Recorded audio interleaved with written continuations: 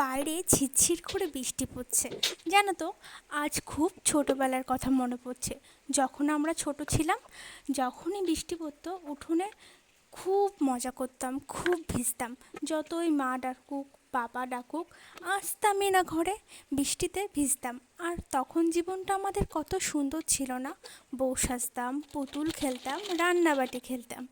আর সেই রান্নাবাটি খেলতে খেলতে কবে যেন সত্যিকারেরই বউ হয়ে গেলাম, বুঝতেই পারলাম না। প্রত্যেকটা মেয়ের জীবনেই ঠিক এমনই হয় বলো।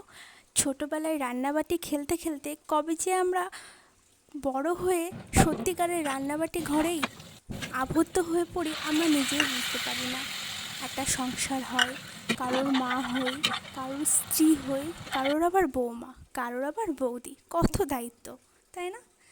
আজকে তোমাদের সাথে একটা ছোট্ট গল্প বলি। যখন ছোট ছিলাম তখন ধুলো বালি, খোয়া, কত কিছু নিয়ে খেলা করতাম। আর জানো তো, খোয়া দিয়ে আমরা খাসির মাংস বানাতাম, আর বালি দিয়ে ভাত। আচ্ছা বলো তো, তোমরা কে কে এমন খোয়া আর বালি নিয়ে ছোটোবেলায় রান্নাবাটি খেলেছ?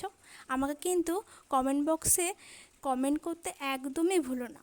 আর আমার ভিডিওটা যদি ভালো লাগে অবশ্যই শেয়ার এবং লাইক করে দিও, আর আমার চ্যানেলটি অবশ্যই সাবস্ক্রাইব করে দিও। তো যেটা বলছিলাম, ছোটোবেলায় সেই পুতুল খেলা, সেই রান্নাবাটি খেলা, সেই খেলাধুলো, সব কিছু পেরিয়ে আজকে একটা ঘরে নতুন বউ, আর সংসারের সব দায়িত্ব বৌমার হাতে।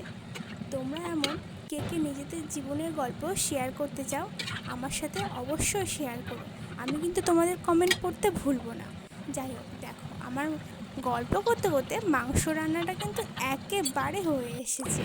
তোমরা কিন্তু বলো আমার রান্নাটা কেমন হয়েছে, আর লাইক করতে কিন্তু একদমই ভুলো না বন্ধুরা।